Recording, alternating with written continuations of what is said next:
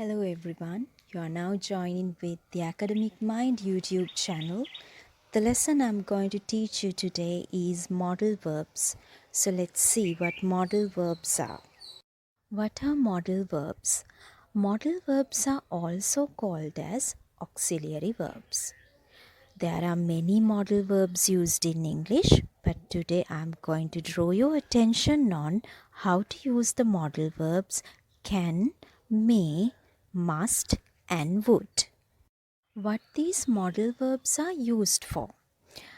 The modal verbs imply different meanings when they use in sentences. Modal verbs can be used with other verbs to show ability, obligation, possibility, and so on. So now we'll discuss separately how these modal verbs are used in sentences and the meanings that they imply. The modal verb can is used to express ability. Ability means the things that you can do or the things that you are able to do. For example, I can speak German. That indicates I am able to speak German. At the same time, if you are not able to speak German, how can you say it? It's easy. You can say, I cannot speak German. You can use the contracted form or the short form of cannot, that is can't. So you can say, I can't speak German as well. So here in this sentence, you can see after the subject I, the modal verb can is used with another verb. I can speak German. I can't speak German. The modal verb can is also used to request permission. For example, can I open the window? Can I close the door? Can I use your blue pen? In these sentences, the modal verb can is used at the beginning of the sentence. Can I open the window? The subject of the sentence is I, and before the subject, we use the modal verb can. The next modal verb is may. The modal verb may is used to express possibility. What do you mean by possibility? Possibility means something that you are not sure about to say exactly. Example, she may be at home today. The speaker is not sure about whether this person is at home or not, but the speaker just predict and say she may be at home today. The modal verb may is also used to request permission. Example, may I ask a question? May I drink some water? May I come in? In these sentences, the modal verb may is used at the beginning of the sentence. The next modal verb must is used to express obligation. What is obligation?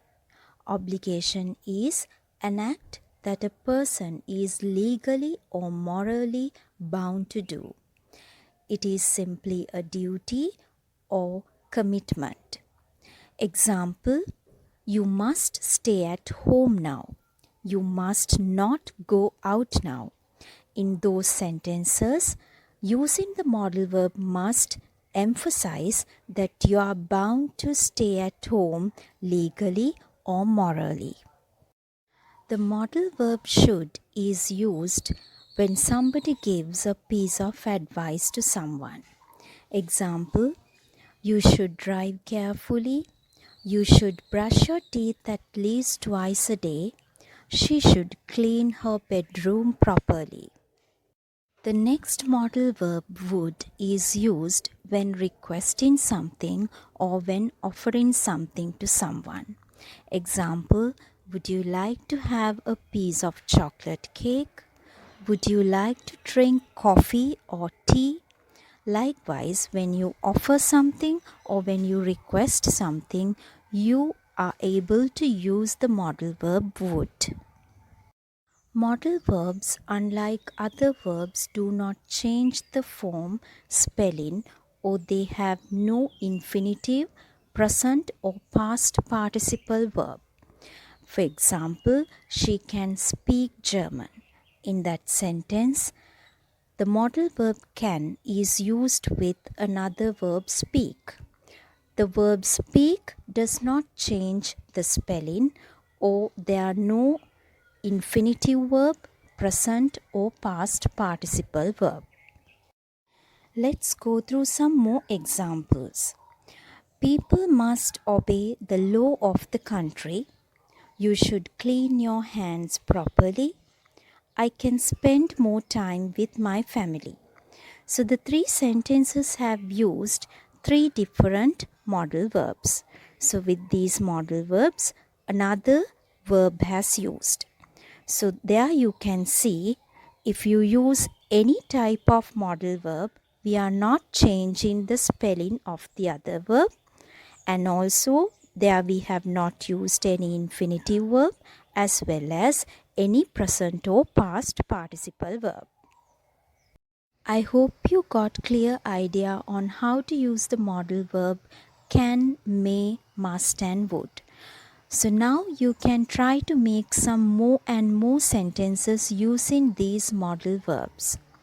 So for more updates, you can subscribe to the YouTube channel Academic Mind. Until then, goodbye and have a nice day. Hello everyone. You are now joined.